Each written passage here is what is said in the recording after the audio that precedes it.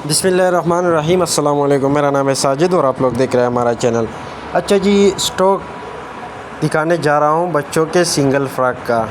ये चेक कर ले। आप कोशिश करें वीडियो एंड तक देखें ताकि माल के हवाले से आपको ज़्यादा से ज़्यादा आइडिया हो। ये चेक कर ले। इसमें कुछ पीसीज आपको मीडियम साइज़ के भी मिलेंगे। ये चेक कर ले। आप माल की कंडीशन क्वालिटी आप चेक कर ले, बिल्कुल साफ़ सुथरा ए ग्रेड माल है। इसमें आपको कोई काटा पट्टा ख़राब या डैमेज पीस नहीं मिलेगा। बाकी है लंडे का तो थोड़ा बहुत गुंजाइश रखना पड़ेगा। ये चेक कर ले। आप माल की कंडीशन क्वालिटी आपके सामने है। और अगर आप इस चैनल पे नए हो तो साथ में चैनल को सब्सक्राइब करें और फेसबुक पेज को फॉलो कर लें ताकि ऐसी वीडियोस रोज़ आपको मिलती रहे। बाकी लंडे के जितने भी आइटम है वो हमारे पास अवेलेबल है।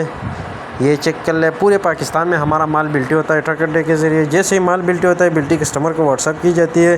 पेमेंट प्रोसेस हमारा एडवांस होता है। डिलीवरी चार्जेस कस्टमर होता है। ये चेक कर ले।